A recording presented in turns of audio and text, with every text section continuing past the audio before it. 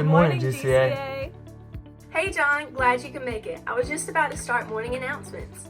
Speaking of which, yesterday our varsity teams both played fellowship. I hope the games went well.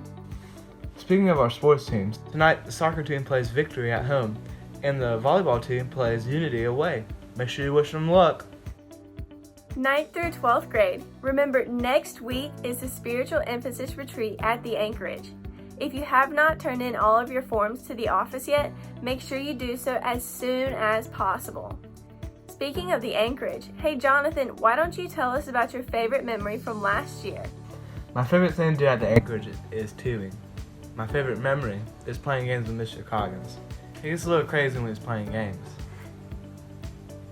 Tubing on the lake and the food last year were definitely some of my favorites, but we can't talk about the Anchorage without talking about all of the games.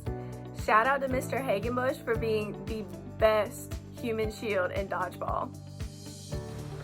The Anchorage is a lot of fun, but make sure you all come prepared to learn and grow spiritually. See you guys there. And now we'd like to wish a very happy birthday to Adeline Worthington, Daniel Weatherington, Olivia Weber, Caleb Harris, Imogen Rawls, and Kennedy Clark. Happy birthday, y'all. I hope it's a great one. We'll now turn the floor over to Jerry, our chaplain, for the verse of the day. Hey GCA, we just want to say we're so glad to be providing our morning announcement videos again. And every video, hopefully from now on, we'll be providing a verse for the day. And Jerry, our chaplain, will be providing that verse and just a couple sentences of encouragement and some commentary for you. But I'll turn it over to him for the first verse. Our first verse of the day is 1 Timothy 4:12, which says, "Let no man despise thy youth, but be thou an example of the believers in word, in conversation, in charity, in spirit, in faith, and in purity." In this passage, Paul is encouraging Timothy to be a good example to all those believers who are there in Ephesus. Paul wanted Timothy to be a good example in what he said and how he lived. You know, as we go on this school year, make sure previous GCA students that you're a good example to those new students. And new students, some of you guys may be right on target already with your spirituality.